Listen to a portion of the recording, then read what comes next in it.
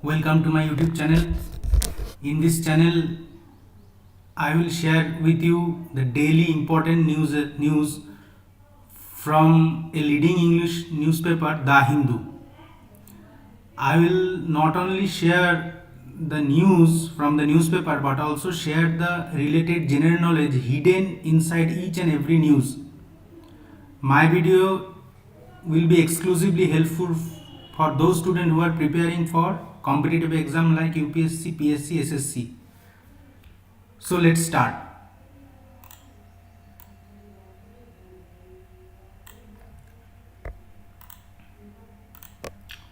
So the first topic is from April 21, 2022. PM announces visas for Ayush therapy. What is this? Prime Minister Narendra Modi on Tuesday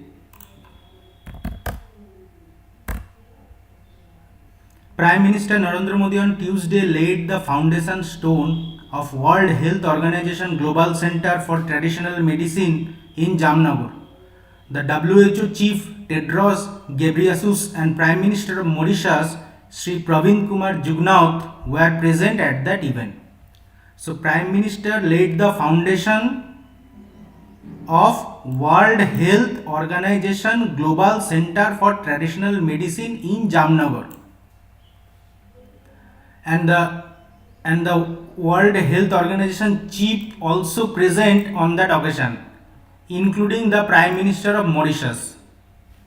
So on the occasion, Dr. Tedros Adhanom Ghebreyesus said traditional medicine products are abound globally and the center will go for a long way in bringing the promise of the traditional medicine to fruition. The new center will focus on data, innovation and sustainability and will optimize the use of traditional medicine. He noted that WHO Global Center for Traditional Medicine is a truly global project. Through this center, India will be able to take its knowledge of traditional medicine to the world and similar world will come to India. He thanked Prime Minister Narendra Modi for his support in establishing this center in India. Okay, now Prime Minister on Wednesday announced that a special visa category would be created soon for those who want to travel to the country to avail themselves for Ayush therapy. Okay, so Prime Minister inaugurated a center which is called the Global Center for Traditional Medicine. Okay, so Traditional Medicine Center will be built in Jamnagar, Gujarat. And what is the traditional medicines? Traditional medicines related to Ayurvedic treatment, related to homeopathy treatment, related to Unani treatment, related to Siddha treatment and related to yoga treatment. So it's come under Ayush therapy. Ayush therapy means Ayurvedic, yoga and naturopathy, Unani, Siddha and homeopathy. Ayurveda, yoga, naturopathy, Unani, Siddha and homeopathy comes under Ayush. So Heal in India, he said, could become a big brand of this decade and wellness center based on Ayurveda, Unani, Siddha and such traditional practice could be very popular and attract people from across the world. So the world will come to India to purchase medicine from this center as well as take treatment under the Ayush therapy. Okay, now what is this Ayush? Ministry of Ayush, it comes under the Ministry of Ayush. The Ministry of Ayush is a ministry of the government of India responsible for developing education, research and propagation of indigenous and alternative medicine system in India. Ayush is a name devised from the names of the alternative healthcare system covered by ministry: Ayurveda, yoga, naturopathy, Unani, Siddha and homeopathy. There are several institutions where this medicinal the logic will be was is educated, like National Institute of Homeopathy, okay, then in Kolkata, then National Institute of Siddha in Chennai, then National Institute of Unani in Bangalore, National Research Institute for Panchakarma at Cheruthuruthi, then National Institute of Ayurveda in Rajasthan, okay, then All India Institute of Ayurveda established in 2009 by Atal Bihari Vajpayee, then Morarji Desai National Institute of Yoga, then Northeastern Institute of Ayurveda and Homeopathy, okay, they gives Bachelor of Ayurvedic Medicine and Surgery, bachelor degree. Then Northeastern Institute of Folk Medicine, okay, this is situated in Arunachal Pradesh. So these are the institute where Ayush therapy is being taught, okay, and they give degree on Ayush therapy in Ayurveda or in Yoga or in naturopathy. Now there are two regulatory board, that is Central Council of Indian Medicine and Central Council of Homeopathy, okay, these are the regulatory board, like University Grant Commission is a regulatory board for the universities, and for these universities these are the regulatory boards: Central Control of Indian Medicine and Central Council of Homeopathy, okay. Now what are the role of this Ayush ministry is, actually the concept of mainstreaming Ayush was an idea in the 9th 5-year plan before it was actually implemented in the country by NRHM in 2005. Means actually Ayush was an idea in the 9th 5-year plan, but it was actually implemented by National Rural Health Mission in 2005. By this, Ayush doctors are co-located in various health facilities such as primary health care, community health center, sub-district hospital and district hospital. So Ayush doctors are co-located in various health facilities, or all primary health care, community health care, they are co-located, the Ayush doctors, okay. These are the percentage at which the Ayush doctors are co-located in different state, okay, like UP has got 7% of Ayush doctor, then Uttarakhand got 2%, then the healthcare of Andhra Pradesh has 4% of Ayush doctor. On 9 November 2014, it became a ministry in its own right. So first pronounced in 9th 5-year plan, then implemented in 2005 by National Rural Health Mission, and become a ministry on 9th November 2014 in its own right. By 2017-18, the allotted budget was 1428.7 crore and has more than doubled since 2013-14. Now what is the role of Ministry of Ayush? What is the export of Ayush product from India to foreign country? Export of Ayurveda, Yoga, Naturopathy, Unani, Siddha, Swarikpa and Homeopathy and herbal products from India have posted a growth of 27% during the year 2020-21 compared to the previous year. Okay, so imports on the other hand grew 28% during the year according to Minister of Ayush. So export grow by 27% and import grow by 28%. Ayush product. So according to Ministry, export of Ayush and herbal product were at 539.57 million US dollar during the year 2021 as compared to 425 million US dollar in 29-20. So it gives a growth of 27%. Now Gujarat has been the largest exporter of Ayush and herbal product at 246.7 million during 2021, which grew at 32.3%. Maharashtra is the second largest exporter of this product and Rajasthan is the third largest exporter of Ayush product. Now 2020-21 import by India is about $107.72 million, which was in previous year $84.33 million.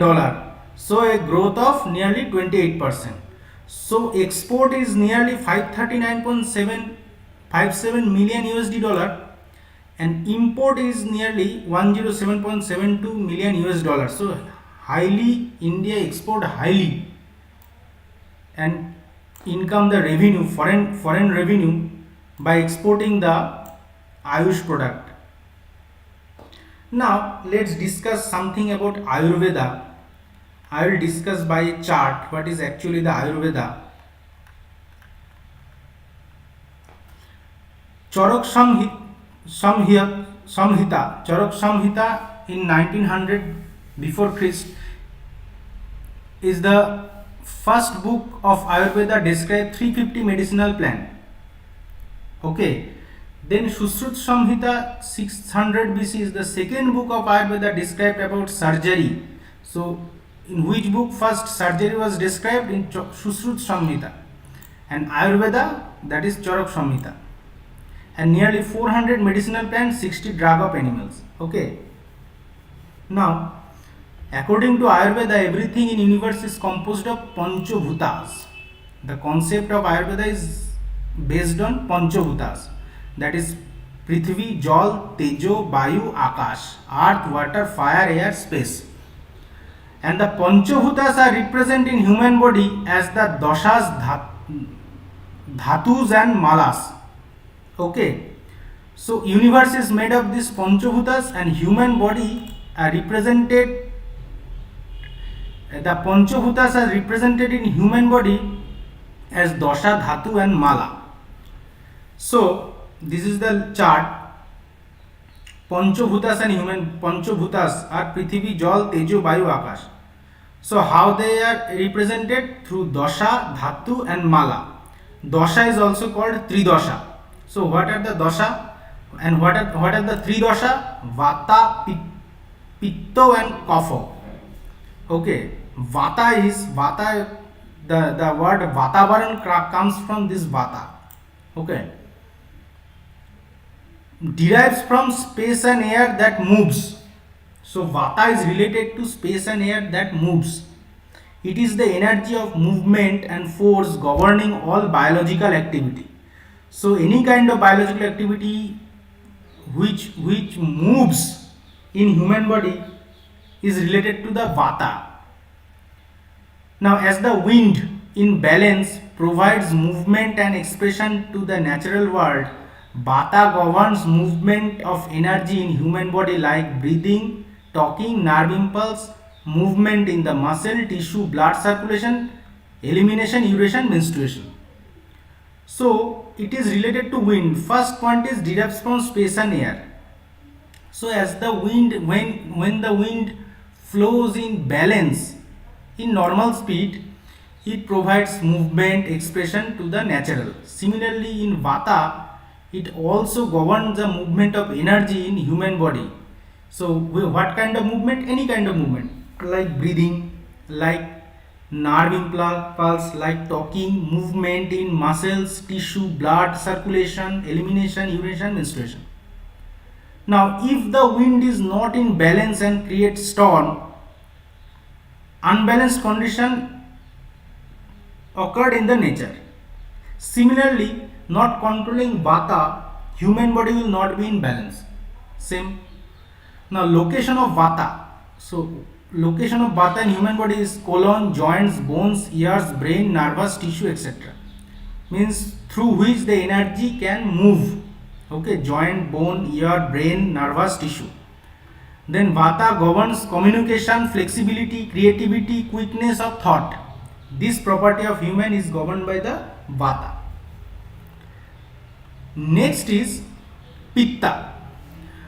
Pitta derives from fire and water. As Vata derives from space and air, Pitta derives from fire and water that cooks. Okay, that cooks. Means in human body, when the food and inside the human body cooked and produce energy, that is related to the pitta. It is the energy of digestion and metabolism that function through substance like acid, hormones, enzymes, etc. Pitta provides body with heat and energy through breakdown of food complex. And Pitta governs joy, courage, willpower, anger, mental perception. Location of Pitta is small intestine, stomach, liver, pancreas, blood, eye. Okay, so Pitta is the motion inside body by which digestion and metabolism occur through breakdown of food complex, that is Pitta. Pitta governs which property? Joy, courage, willpower, anger, mental. Means if digestion is good, metabolism is good, then humans will be in joy and courage. Okay. So what are the location of Pitta? That is in small intestine, stomach, liver, pancreas, blood, eye cell. If there is heavy means if the fire heavy, the nature will be unstable. Similarly, if a person is overheat, pitta is the culprit. Okay, so it is the relation between human body in nature according to Ayurveda. Then kapha derives from earth and water that sticks. It is the energy of building and lubrication, lubrication that provides body a physical form, structure and smooth operation of all body. So it is derived from earth and water which sticks, and it is the derivation, it is the energy of building and lubrication of body structure. Okay, kapha moist food gives bulk to tissue, lubricant joints, store energy. Location of it should be kapha. Location of kapha is chest, throat, lung, head, ligament, tendon, tissue. So the part where energy store and give bulk to our tissue is chest, throat, lungs, head, ligament, tendon, tissue. Okay, and kapha governs love, patience, forgiveness, greed, etc. So these are the main three dosha: vata, pitta, kapha. Vata is related to the flow of energy in our body. Pitta is related to the formation of energy through metabolism in our body, and kapha is the store of energy and form a structure in our body, that is related to kapha. Then another is dhatu. Dhatus are 7 numbers of body constituent and form basic structure of body. So rasho, rakto, mamsho, medo, asthi, majja, shukro. These are the 7 numbers of body constituent form basic structure of body. And the malas are the waste product of body, that is urine, stool and sweat. Okay, these are the main thing that is studied in the Ayurveda. Now actually, what is the definition of Ayurveda? Definition is Ayurveda literally means the science of life and is a form of medicine that looks at a holistic approach to healing rather than just medicine. It's simply language. Ayurveda is the natural practice that is basically based on the study of the 3 dosha: vata, pitta and kapha. These doshas determine an individual's Ayurvedic personality and are determined by the combination of 5 elements. 5 elements means the air, the water, the fire, the earth, the space. In human body, it aims to keep the structural and functional entities in the body fit. A misbalance in the state of equilibrium of this dosha makes a person prone to disease as well. Okay. Various techniques, rules, diet and herbal constituent help the body maintain a balanced doshas and thus remain fit. So this about the Ayurveda. So in next lecture I will discuss about Unani and other Siddha, homeopathy I will discuss. So we will move to the next topic.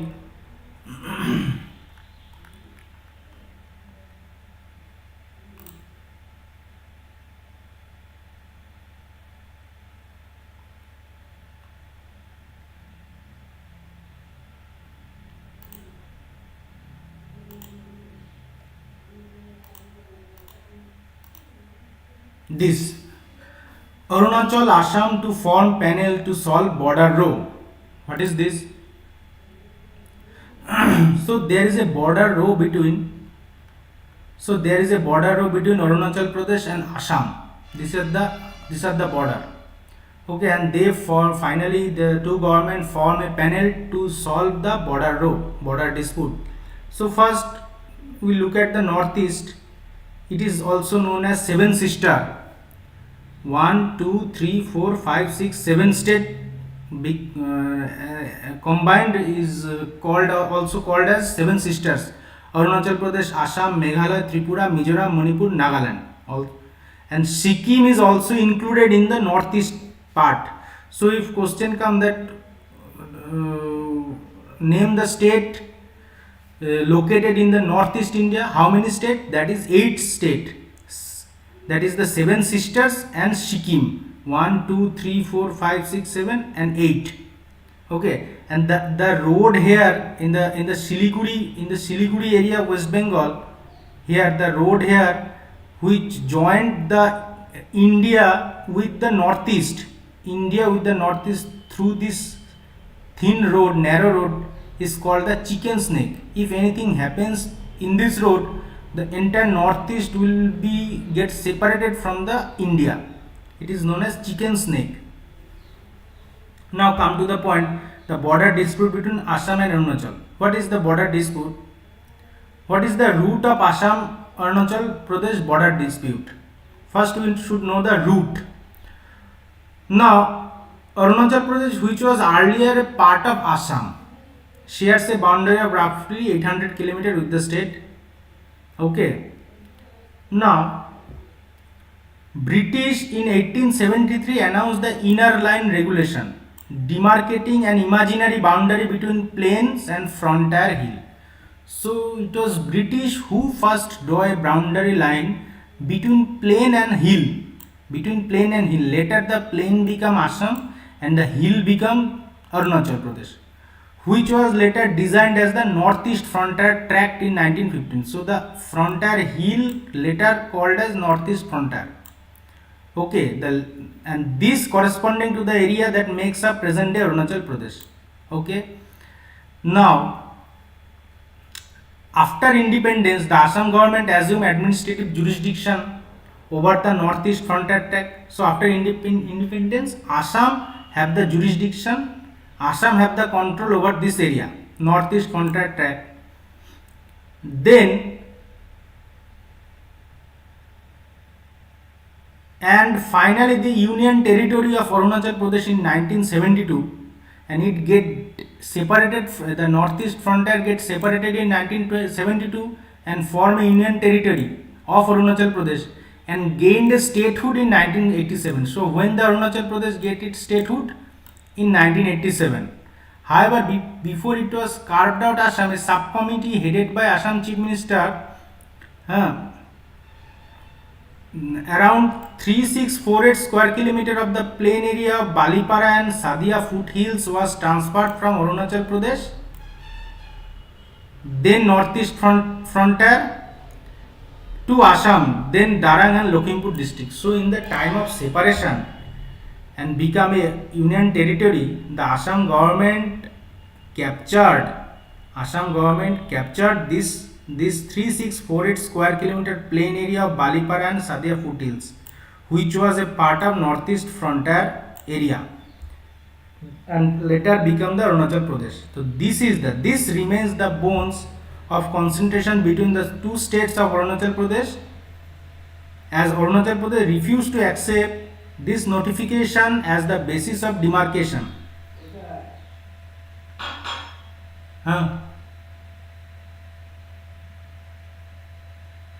Arunachal Pradesh has long held that the transfer was done without the consultation of its people.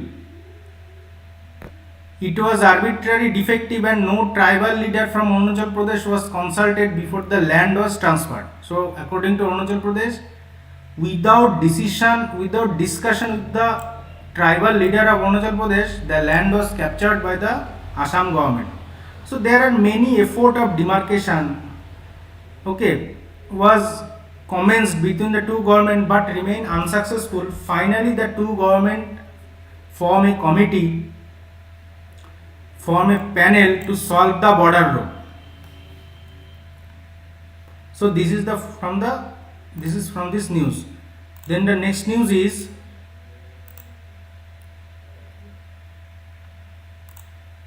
this: loudspeaker row, Maharashtra government to hold all party meet. What is this loudspeaker row?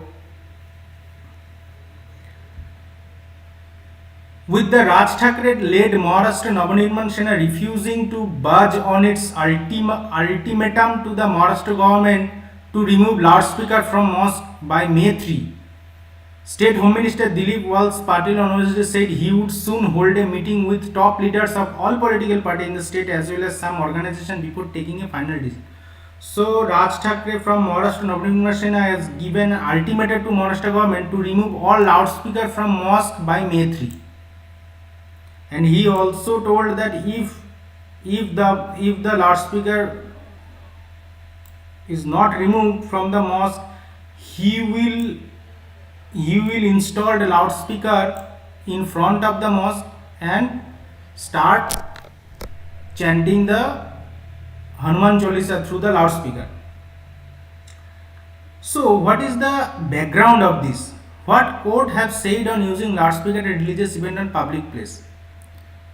Recently on April 2, the Raj Thackeray urged the Maharashtra government to remove loudspeaker from mosque. The Supreme Court had in July 2005, it started from July 2005, banned the use of loudspeaker and music system between 10 pm and to 6 pm. So there is already a verdict from Supreme Court that loudspeaker and music system is banned between 10 pm to 6 am. Except in this case of public emergency, if there is any public emergency, if there is any emergency announcement. Okay. So at public places, citing serious effects of noise pollution on health of the people living in such area. From then, many PIL have been filed in different courts regarding this. Now, different public interest litigation have been filed in high courts, Gujarat and Jharkhand, for example, recently seeking ban on use of loudspeaker in mosque. Now, the court will start here again in this matter. Now, one related news is loudspeaker and sound system installed at various places inside the Sri Krishna Janmabhoomi temple located in Mathura, UP here have either been switched off or would be played at low volume, the Temple Trust Authority said on Wednesday. So the authority of Sri Krishna Janmabhoomi temple in Mathura, UP told that they have either been switched off the loudspeaker or played in low volume. So this is the related news. So final decision is still have to come whether the mosque will be stop playing the Azan through loudspeaker or not. So court hearing is going on. Move to next topic.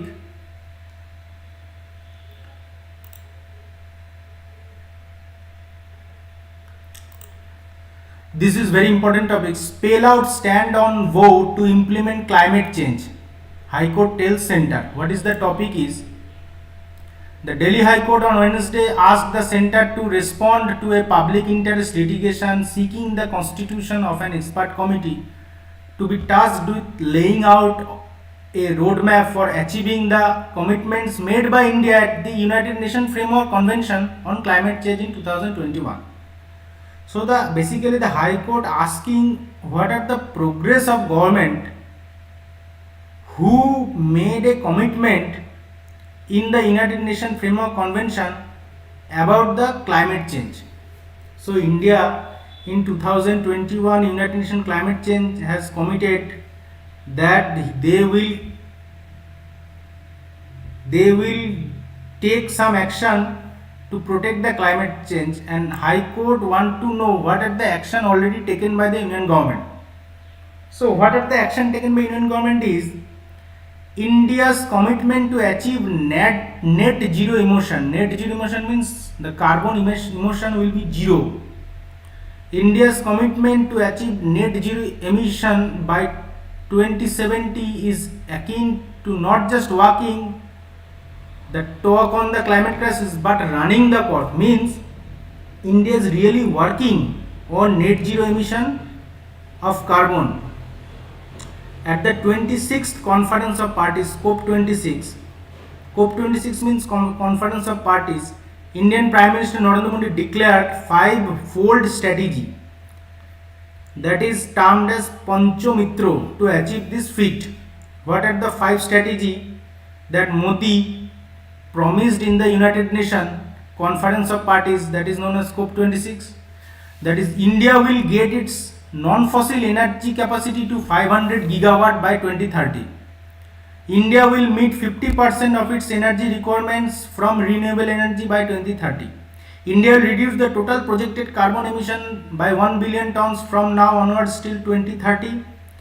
By 2030, India will reduce the carbon intensity of its economy by less than 45%. So by the year 2070, India will achieve the target of net zero. These are the 5 points. Okay. Now, what are the progress? Over 40% of India's installed electricity capacity now comes from non-fossil fuel. Over 40%.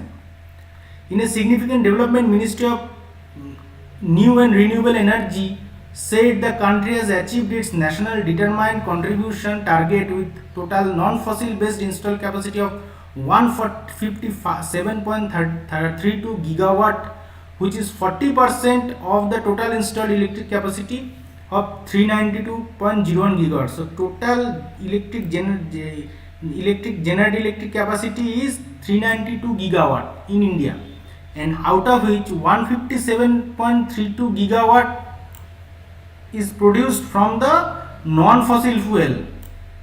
What are the non-fossil fuel? Like solar, like wind, okay, like biomass. These are the non-fossil fuel. Except from coal and the petroleum, any other means of production of energy is known as non-fossil fuel. So now at COP21 means the conference in 2021, the National Determined Contribution (NDC), India had committed to achieve 40% of its installed energy capacity.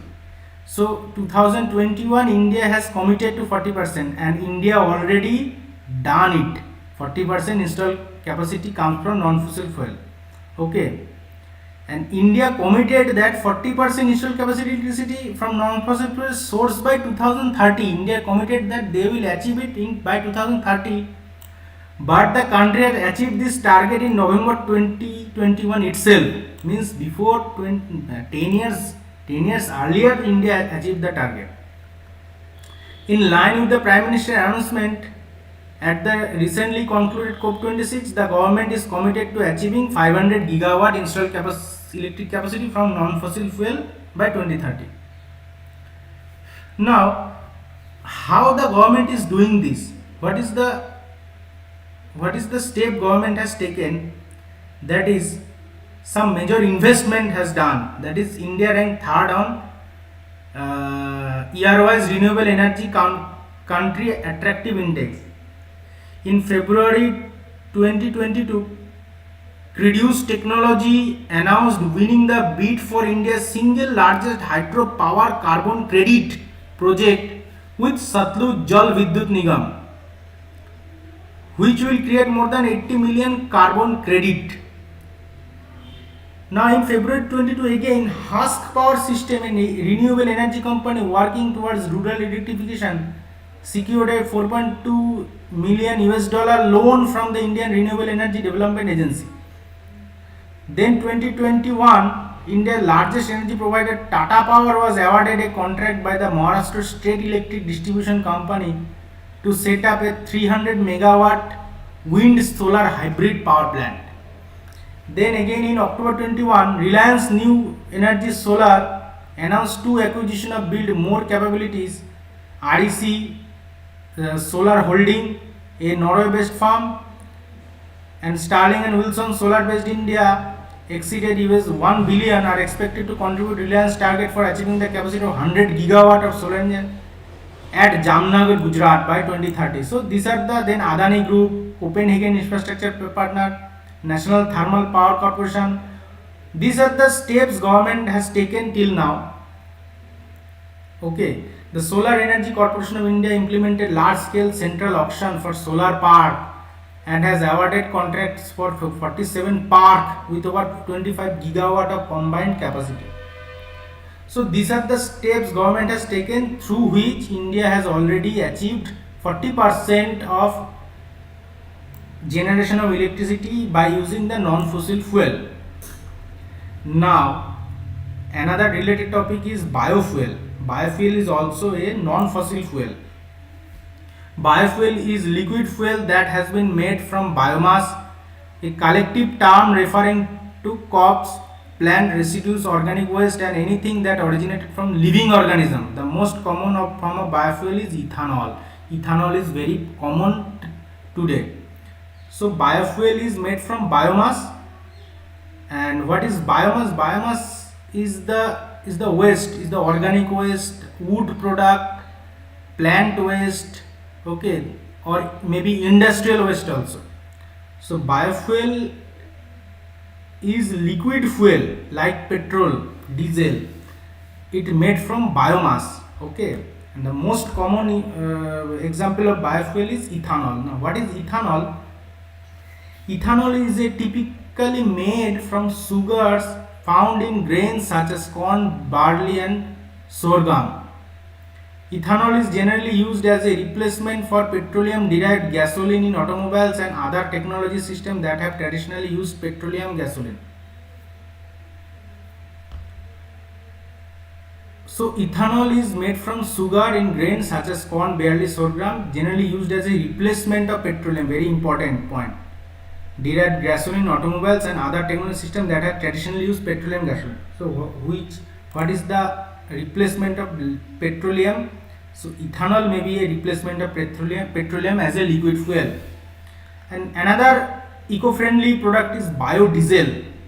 Biodiesel is made from vegetable oils, animal fat. It can also be made from cooking grease. It is used to replace petroleum based diesel. So petroleum based fuel is replaced by ethanol and petroleum based diesel may be replaced by the biodiesel in compression ignition engine. The use of biodiesel does not require that the engine be changed or modified, provided that is a diesel engine. Any kind of diesel engine will be run by biodiesel. Now ethanol, how ethanol can be used as a fuel? Ethanol can be combined with petrol in any concentration up to pure ethanol. Anhydrous ethanol, that is ethanol without water, can be blended with petrol in varying quantities, maybe 60% petrol, 40% ethanol, to reduce the consumption of petrol as well as reduce air pollution. Now something know about renewable energy. What is actually the renewable energy? Renewable energy is energy that is collected from renewable source, okay, that are naturally replenished on a human time scale. So naturally the renewable resource, if used to produce electricity, it will naturally be replenished, such as sunlight, wind, rain, tide, waves and geothermal heat. Renewable energy stand in contrast to fossil fuels, which are being used far more quickly than they are being replenished. So if we use fossil fuels, then it will take many years to being replenished, okay, but this has not taken any time to be replenished. After using the sunlight, there is plenty of sunlight, there is no scarcity of wind, there is no scarcity of rain, so it is easily replenished. Replenished means again it will come into the nature. But fossil fuel, once being used, it will take many years, many decades to be replenished, or maybe never replenished, which are being used far more quickly than. Although most renewable energy sources are sustainable, some are not, for example biomass. So most of this renewable energy is sustainable. Sustainable means eco-friendly, not any harmful to the nature. But only biomass maybe sometimes maybe not eco-friendly, because biomass is a product from organic waste. Wood, if the biomass is produced from the organic waste, then it is eco-friendly. But if the biomass is produced from the industrial waste, then that time it is not eco-friendly and not sustainable. So biomass, what is biomass? Biomass is a plant-based material used as fuel to produce heat or electricity. Example are wood and wood residue, energy from agriculture residue, waste from industry and farms and household. Now some example of renewable energy is hydropower. The Koyna hydro electric project. This is the example of biggest all the hydro, wind, solar, bio, geothermal. These are all the biggest plant. So biggest plant in hydropower is Koyna hydroelectric project on river Koyna, Maharashtra. Biggest wind power plant is Mupandal wind farm in Kanyakumari, Tamil Nadu. Then biggest solar energy is the Vadla solar park, also largest in the world in Jodhpur, Rajasthan. So largest solar energy plant in the world is Vadla solar park. Then bioenergy. Bioenergy is the energy developed from the biomass. Okay, and I will already know is biomass, wood residue, agriculture residue, waste from industry. So the biomass plant is the Jabalpur biomass power project, Jabalpur, Madhya Pradesh. Then geothermal energy. Geothermal means the energy produced by using the heat of earth. Geothermal. Okay, here also I have written geothermal heat. And Ladakh to get India's first geothermal power plant. So India has not any geothermal power plant still now, but India is going to start its geothermal power plant in Ladakh. Another related news is Assam gets hydrogen plant. Hydrogen is also a replacement of fuel, fossil fuel. Exploration and production major Oil India Limited has commissioned India's first 99.999% pure green hydrogen plant in Assam. Green hydrogen, which was the potential to replace fossil fuel, is the name given to hydrogen gas produced using renewable energy such as wind or solar power that do not entail greenhouse gas emission. Okay, so the chairman of Oil India Limited said that green hydrogen pilot plant set up in central Assam, Jorhat, has capacity of producing 10 kg of hydrogen a day, which can be later is increased to 30 kg of day. So 10 kg a day hydrogen will be produced in this plant, and which will be used in a replacement of fossil fuel, replace the fossil fuel. Now I have told you about the High Court order. Then High Court ordered that what is the Indian stand, that India promises in the UNFCCC, United Nations Framework Convention on Climate Change. Okay, so what is this actually? This is a conference of all parties. Simply it is a conference of all parties. Party means country. Conference of country, that is called as United Nations Framework Convention on Climate Change. The conference meeting occurred in every year. Last meeting held in 2021. Okay, so what is this about UNFCCC?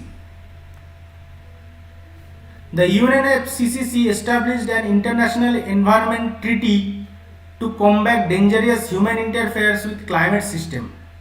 It is a treaty to protect the human interference in climate system, in part by stabilizing greenhouse gas concentration in the atmosphere. By 2020, the UNFCCC has 197 state party, means the treaty has signed by 197 countries. Its supreme decision making body, the Conference of the Parties, meets annually to assess program in dealing with the climate change. Last meeting known as COP26, that is 2021 UNFCCC, organized by UK and Italy, held in Glasgow, Scotland.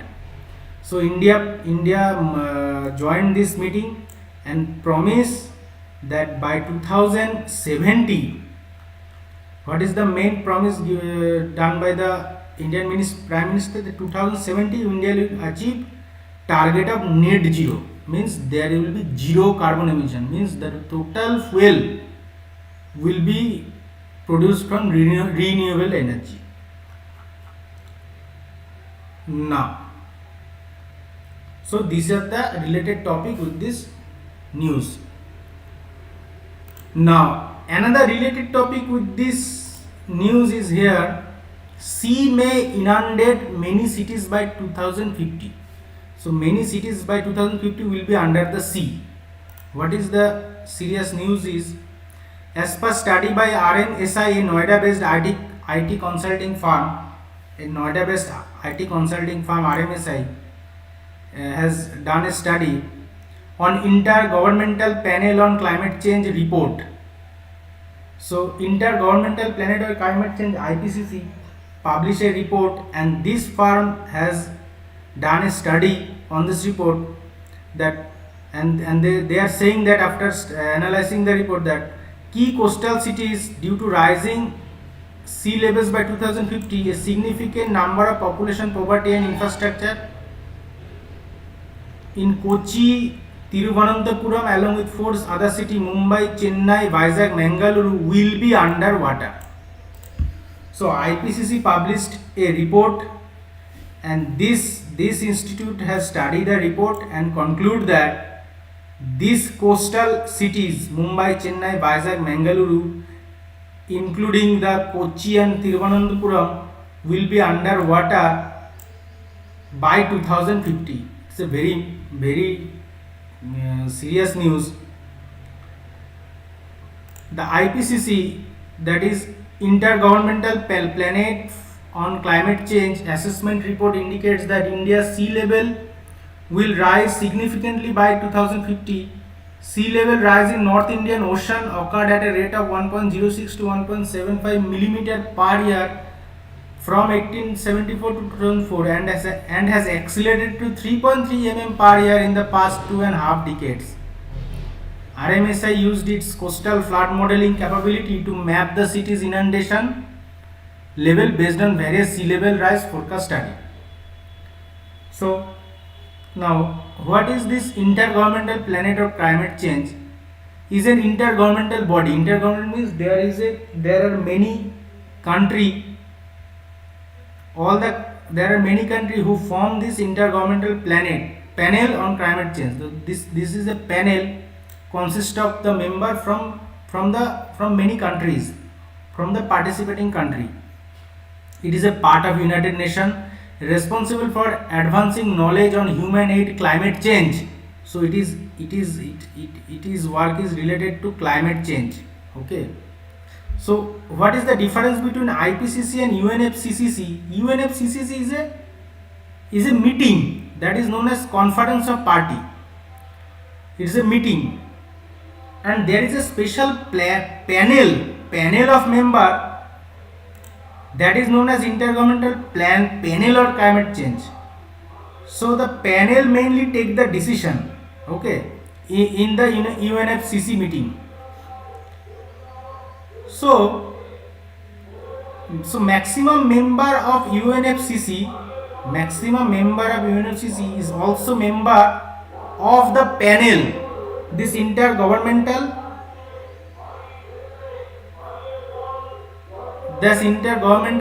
panel on climate change. Now, the headquarters of this intergovernmental planet of climate change is Geneva, Switzerland. Okay, it is composed of 195 member states. The agreement between scientists and government aims to cap global warming at 1.5 degrees Celsius this year. So global warming means increase of temperature each year. So their aim that not greater than 1.5 degrees Celsius should be increased in this year.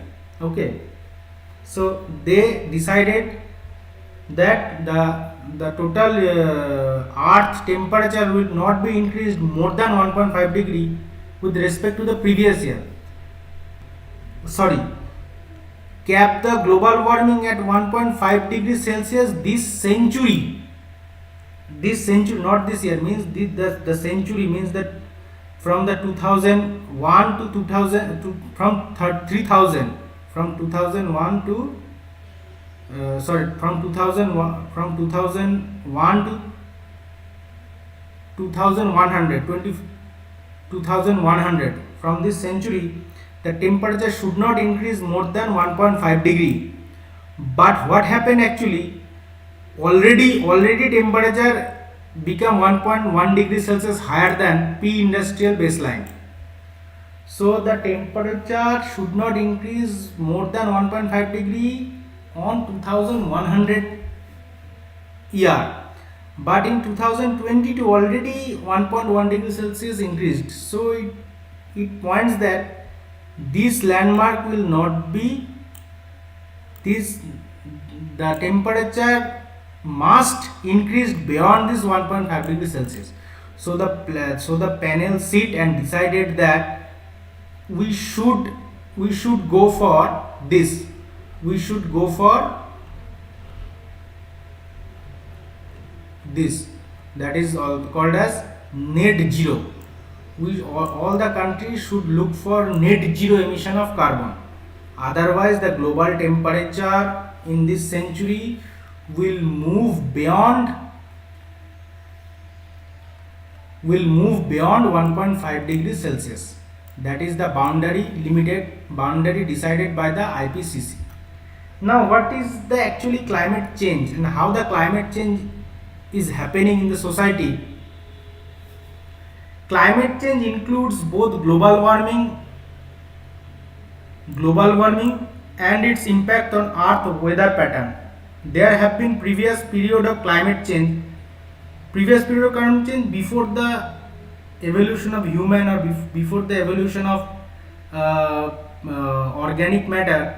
There is also previous period of climate change, means the ice age, then the meteor drop in the earth, that is also caused the climate change, previous period of climate change.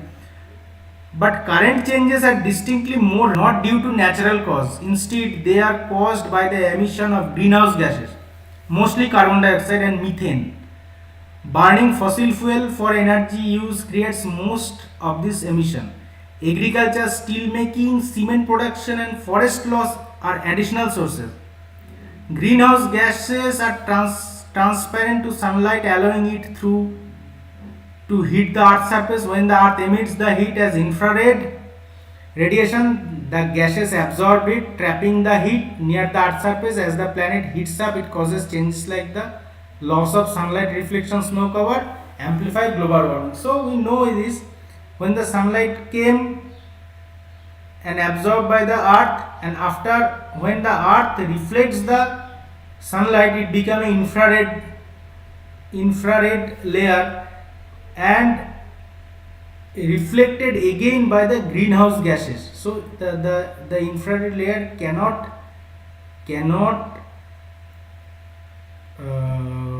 move through the greenhouse gas, means the earth is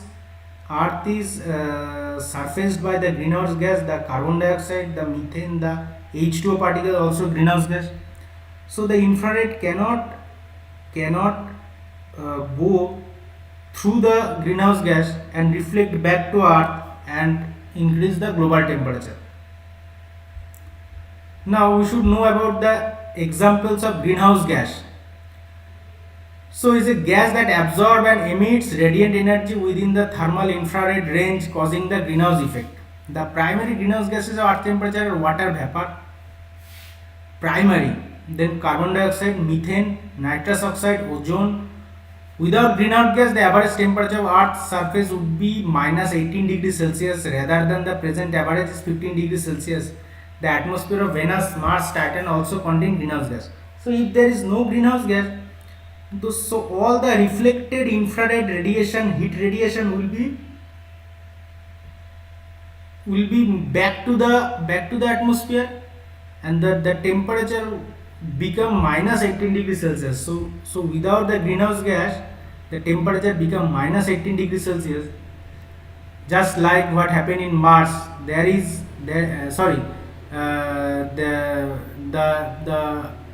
outer solar planet such as Neptune, Pluto, there is no greenhouse gas and the temperature is very less. And Venus especially is full of greenhouse gas and the temperature is nearly 450 degrees Celsius, the most highest temperature of all planet. So due to this greenhouse gas, the present temperature of Earth is 15 degrees Celsius, and if there is no greenhouse gas, the temperature become minus 18 degrees Celsius. So greenhouse gas is needed, but excessive greenhouse gas is harmful and cause the global warming. So these are the related news regarding. This is the chart of carbon emission. India is emitting nearly 2.5% of carbon dioxide, but this is population per person emission. So India is a population nearly 1.3 billion people, and per person carbon emission is nearly 2.5. So 2.5 into 1.3 will give the total quantity of carbon emission in India. Okay, next topic is this unfounded apprehension about this act. Which act? Criminal Procedure Identification Act. What is this? The Criminal Procedure Identification Bill that received President's assent on April 18 and shall come into force on the day of such notification has raised eyebrows. Okay, so Criminal Procedure Bill was proposed in Lok Sabha, passed from Lok Sabha with 2/3 majority, then go to Rajya Sabha, passed from Rajya Sabha with 2/3 majority, and finally moves to the President and gain his assent and become an act. From bill it become an act. Okay, so it raised many questions. What are the question is, the act authorized the police and prison authority to take measurement of convicts and other for the purpose of identification and investigation in criminal matters and to preserve record. The allegation is that the act is unconstitutional and may be subjected to misuse. So the opposition is telling that the act taken by the Union government is an unconstitutional act. Why the act is unconstitutional? I am telling you. It replaced this criminal procedure bill, replace the previous Identification of Prisoner Act 1920. Okay. So what is the difference?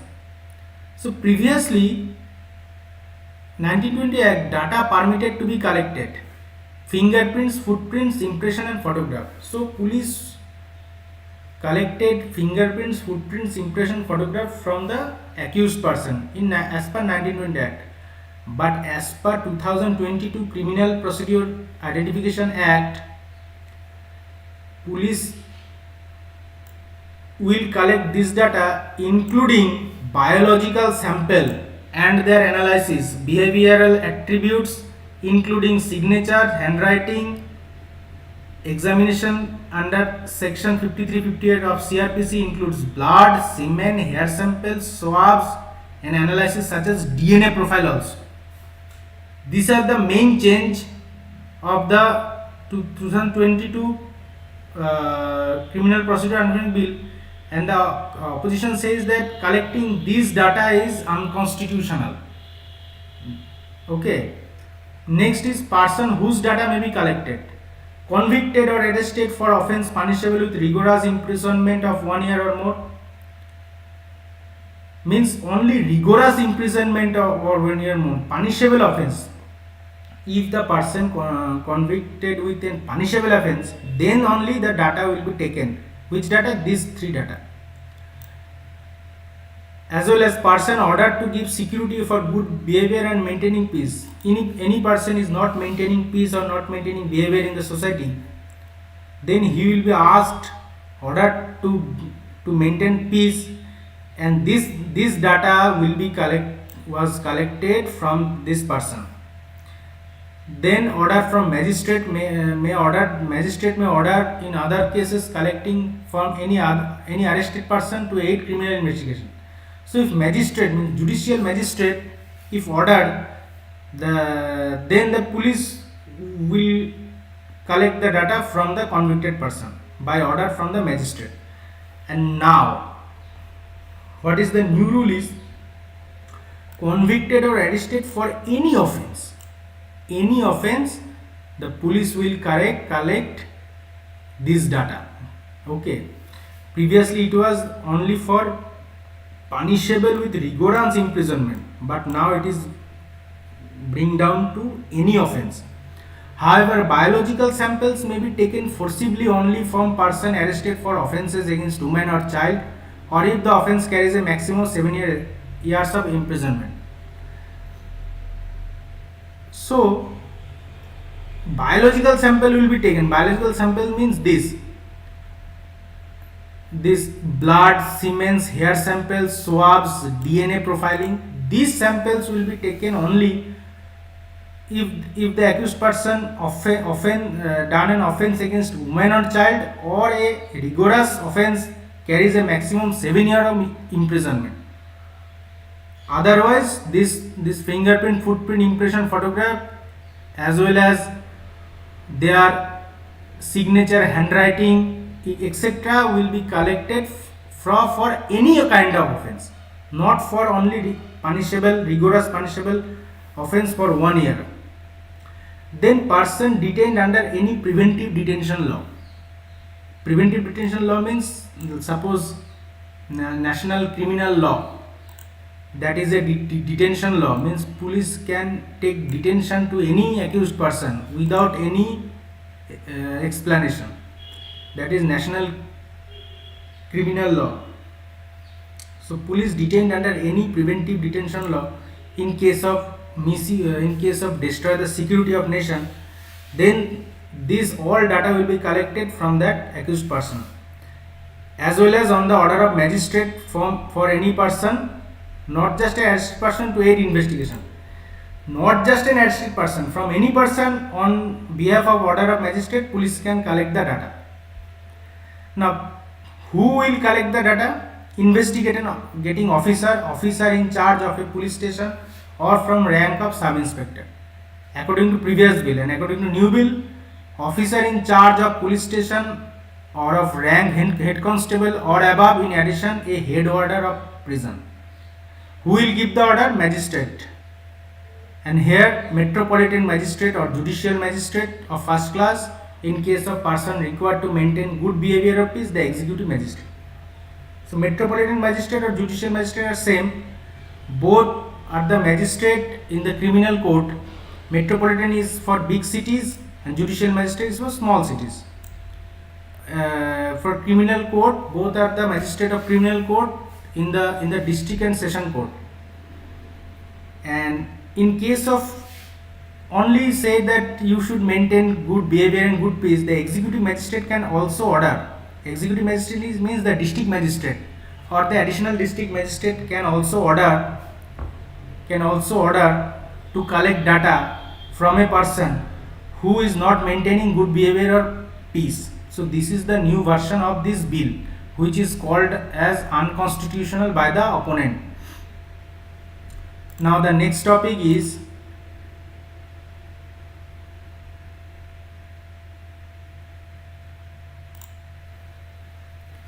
a mistaken decision. What is the mistaken decision is the Telangana government decision to scrap the 1996 order for protection of two reservoirs, Osman Sagar and Himayat Sagar, which provided drinking water to the entire city for close to 8 decades, has drawn flack from environmentalists and lake activities. The government's contention that the order famously known as Geo 111 has become redundant now, as the city does not draw drink water from the twin lakes anymore, is being challenged by the activists who say move is intended to benefit the real estate at the cost of city's conservation need. So this is the Telangana, these two lake, this is the Himayat Sagar and this is the Osman Sagar.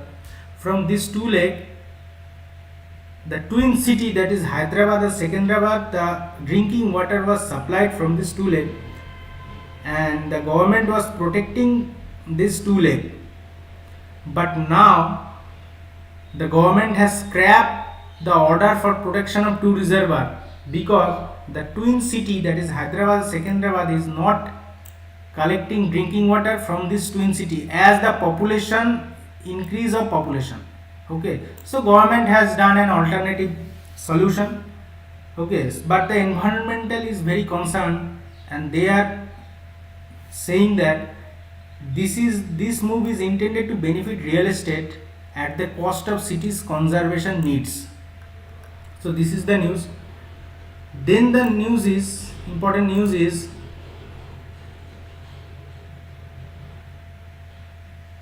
this: the UGC regulation for collaboration between Indian and foreign university.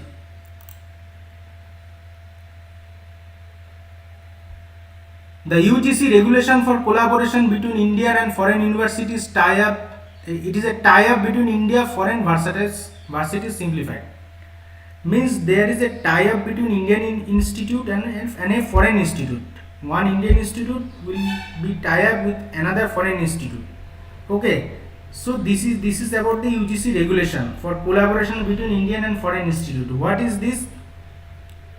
The UGC has simplified the procedure for an Indian higher educational institute to offer program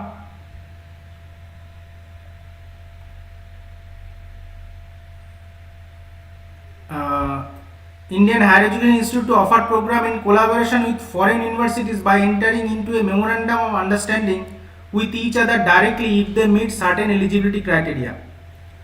So UGC is telling that they have simplified the procedure for an Indian Higher Educational Institute to offer program in collaboration with foreign university. Means the Indian university is offer a program. If a student take admission in a Indian university for a particular course, the university will offer another extra course to the student from the foreign university. Okay, and the procedure become very easy now. The previous procedure was a foreign and Indian college or university could partner with each other to offer only twinning or joint degree. Okay, program means that a student can get up to 30% credit utilization of the total course from a foreign university. Means in previously a student who got admission in Indian university and pursue a course, he can also go for another course from a foreign university with less expenditure.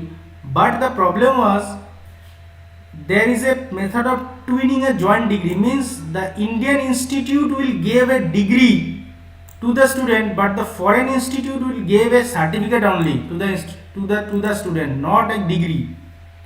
And also the student can get up to 30% credit utilization of the total course of foreign university. Means the student can get only 30% use of the foreign course, not more than that. But in the new regulation, dual degree means both Indian university and foreign university will give the degree, as well as the student can pursue 100% course from Indian university and more than 30% of total credits and more than 30% course from foreign university. So 100% course from Indian university and more than 30% course from foreign university he can pursue with less expenditure, and both the university will give the student a degree. It is, I am giving you one example. A student pursuing a bachelor in science, BSc in mathematics will also be able to take BSc in data science simultaneously, and both. So BSc in mathematics may be from Indian university and BSc in data science from foreign university, and both will give a degree to the student. Now related topic is UGC. What is UGC? UGC is a statutory body. What is statutory body? Statutory body means established through an act passed in the parliament. UGC Act, known as UGC Act, under Ministry of Human Resource Development. How the act is passed in the parliament? Through the voting of passing by 2/3 majority from both house and finally get the assent for president. Okay. And charged with coordination, determination and maintenance of standard of higher education. Now, no university can exist, let alone confer degree to learn college without the approval of UGC. Okay, now university may be private, state, central deemed, but a university which is approved by the UGC and listed on their official website is a genuine and legitimate university. So this is the UGC. Now the next topic is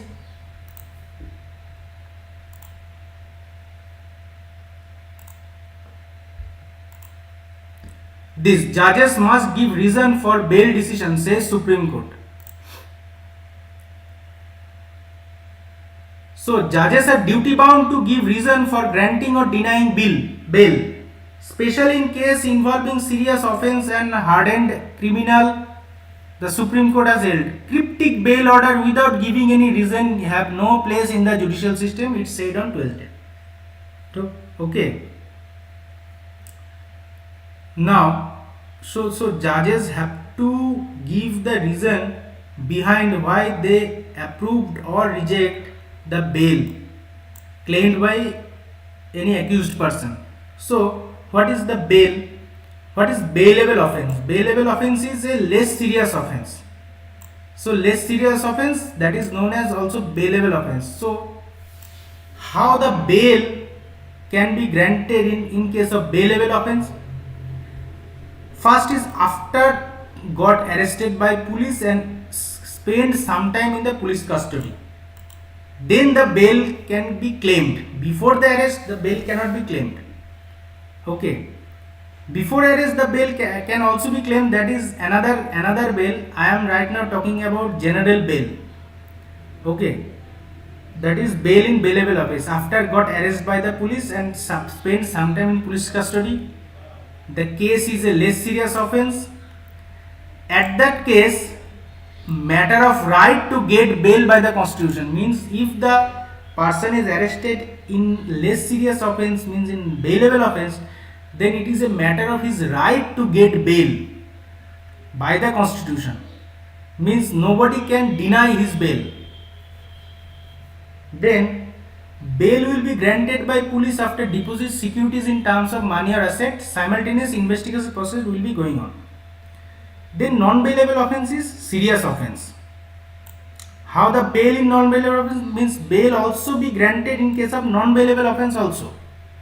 What is the procedure? After got arrested by police and spent some time in police custody similarly. But this is not a matter of right to get bail. As the bailable offence, bail is a matter of right, but this is not a matter of right.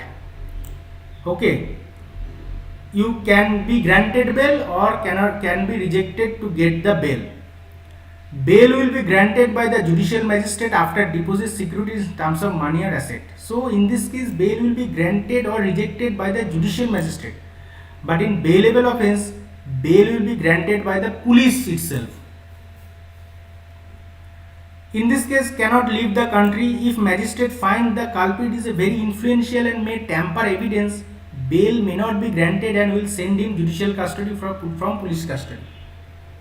After getting bail by police again can arrest any time after finding strong evidence. So this is the main difference between bailable offence and non-bailable offence to get the bail. So these are the case of regular bail. These are the regular bail. Regular bail is granted to a person after he is arrested. Maybe for bailable offence, maybe for non-bailable offence by the Indian police for a crime he is suspected to have committed. Okay. So this is the process. But what is anticipatory bail? When a person suspects that he may be arrested for a non-bailable offence, he may be arrested. Means he is not still arrested, may be arrested soon. For a non-bailable offence, the police will charge a non-bailable offence on the accused person and he may not get bail, then the anticipatory bill comes into effect. Under the false charge filed by another person legal entity, usually a bail is arranged for beforehand. This is an anticipatory bill or preventive bill is called anticipatory bill. Okay, so if a person know that he may be get arrested by the police in a false charge on a non-bailable offence, so he can move the court and get a bail which is known as anticipatory bill. So the main difference in regular bill and anticipatory bill is anticipatory bill applied granted before an arrest and regular bill applied after an arrest. This is the main difference. Then third point is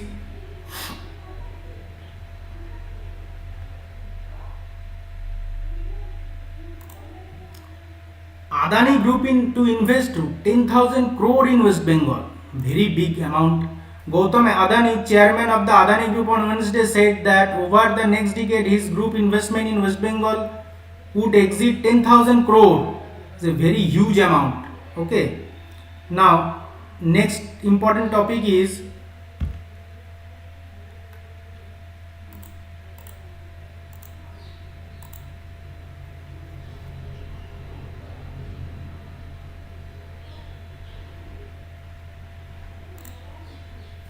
plea on non-payment of Manrega wages in Supreme Court. What is this? The Supreme Court on Wednesday agreed to list an application mentioned urgently by Advocate Prashant Bhushan flagging grave crisis concerning crores of rural people poor who were not getting their wages under Manrega, as the COVID-19 pandemic had driven them brink of depression. So state are not able to provide them job. So court should interfere in the matter. So state government were facing a shortage of 9,682 crore and 100% of fund allocated under the scheme has been exhausted. So what should be the next? We should know about what is Manrega. It is the Mahatma Gandhi National Rural Employment Guarantee Act passed by the Parliament. Okay, it is a right to work guarantee and passed in 2005. Okay, under the UPA government by Prime Minister Manmohan Singh. It aims to enhance livelihood security in rural areas by providing at least 100 days of wages. Members voluntarily to do unskilled manual labor work. Women were guaranteed 1/3 of the jobs made available under Manrega. Okay. Next is Manrega was initiated with the objective of enhancing livelihood security in rural areas by providing at least 100 days of guaranteed wage of employment in a financial year to every household whose adult members volunteer to do unskilled manual work. Another aim of Manrega is to create durable assets such as road, canal, pond, wells, etc. Employment is to be provided within 5 km of applicant's residence and minimum wages are to be paid. If work is not provided within 15 days of applying, applicants are entitled to an unemployment allowance. So if state cannot provide them jobs, state have to provide them unemployment allowance. Thus, if the government fails to provide employment, it has to provide a certain unemployment allowance. Okay. So this is the news that the plea is about that the real demand for work from registered job card holders is not being accurately registered in the system, denying them their statutory right to employment and failing which unemployment allowance should be given. This is the plea to the Supreme Court. And the last topic of today's discussion is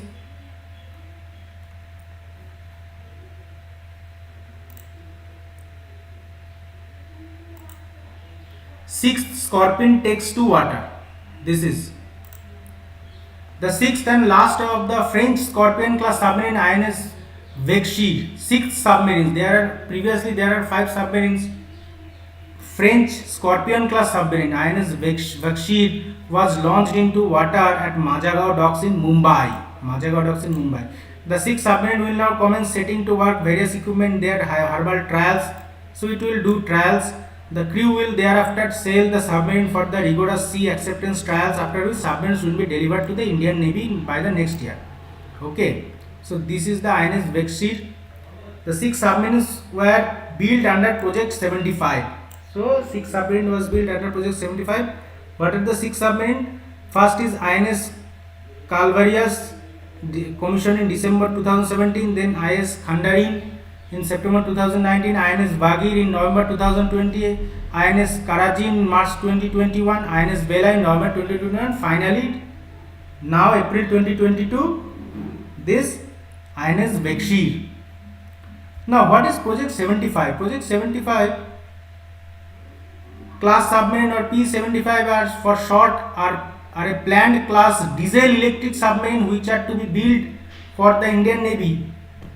The P75I class is a follow-on of P75 class submarine in Indian Navy.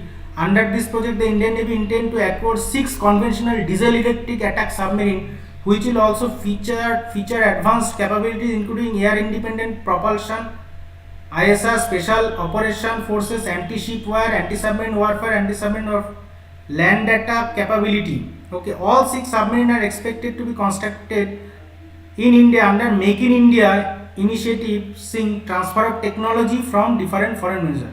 So, constructed under Make in India project, but the technology should be from the foreign. So, they are capable of anti-surface warfare, anti-submarine warfare, then submarine racing, special operation forces, supporting operation ashore, operation in open ocean and shallow littoral. So there are anti-surface warfare. So these are from the today's topic. If you have any query, you can text me.